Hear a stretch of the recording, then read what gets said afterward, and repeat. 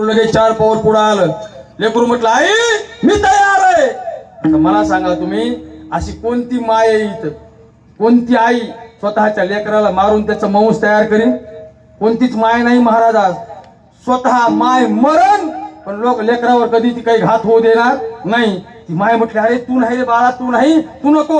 म्हटले मग मी उठून चाललो. लेकरू म्हटलं काही हरकत नाही आई चल. आणि ऐका एवढा मोठा अधिकार त्या आईचा, त्या लेकराचा, त्या माणसाचा. त्या अंगणामध्ये लेकराला घेऊन बाई गेली आणि चर चर चर लेकरू कापलं. काळजावर दगड ठेवला त्या बाईने आणि त्या लेकराला कापलं. मस्तक एका बाजूला आहे, थंड एका बाजूला आहे. बाईच्या मनामध्ये असा विचार आला, हो जर मी माझ्या लेकराचा आता मांस तयार करणार आहे, हे मांस मी शिजवणार आहे, पण जर या लेकराचं मस्तक मी जर झाकून ठेवलं तर कमीत कमी मला ते तरी पाहण्याकरता भेटल. म्हणून त्या बाईने ते मस्तक उचललं असं सज्जन हो आणि एका टोपल्याखाली झाकून ठेवलं आणि त्या शरीराचे खांडोळे करू लागली. शरीराचे खांडोळे करत असताना ते पातेल्यामध्ये टाकले. एवढ्यात आघोडीने पाहिलं. म्हटले ओ बाई नुसतं शरीराचं मांस मला चालणार नाही, ते मस्तक सुद्धा तुला घ्यावं लागेल. ज्या वेळेला ती मस्तक घेऊ लागली बाई त्यावेळेस मात्र तिच्या एकदम काळजाचा बांध फुटला. तिने मस्तक असं हातावर घेतलं. म्हणले काय करू सांगा साधू महाराज. याला कूट म्हणले. आता कूट उकळामध्ये उकळ घेतलं, एक ठोंब्या घेतला आणि कुटू लागली. म्हणले असं रडत रडत जमणार नाही, अंगाई गीत गात गात ते तयार कर. आणि कुटत असताना ती अंगाई गीत गाऊ लागली. सज्जन हो समजावू कशी तुझला रे मी बाळा, समजावू कशी तुझला मी रे बाळा, लाचार असे हा आजईचा पहा, लाचार असे हा आजईचा पहा. गोड असं गीत म्हणू लागली ती माऊली आणि असे उकळाचे घाव टाकू लागली.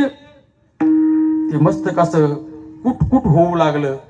त्या मस्तकावर वरून घाव लागायचा पण तो घाव त्या मस्तकावर लागत नव्हता सज्जन हो, तो घाव हिच्या काळजावर लागत होता.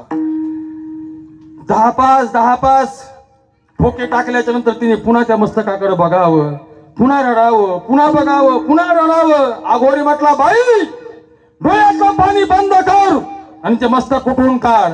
स्वतःला तिने तसं सावरलं, डोळे पुसले आणि ते मस्तक कुठलं पातेल्यामध्ये टाकलं गेलं. खळखळ खळखळ ती भाजी बनवली. हो काही पोळ्या भाकरी भात वगैरे केला, ताट तयार केलं. घ्या म्हटले आघोरी महाराज. तू म्हटलं मी एकटा जेवत नसतो, घरातला यजमान पंक्तीला पाहिजे. मालकाला म्हटली मालक 9 महिने मी या लेकराला पोटात सांभाळलाय, 12 तास तुम्हाला सांभाळायला काय हरकत आहे? मालक म्हटले काही हरकत नाही. स्वतः मालक पंक्तीला बसले आणि मालक पंक्तीला बसल्याच्या नंतर 2 ताटं लावले.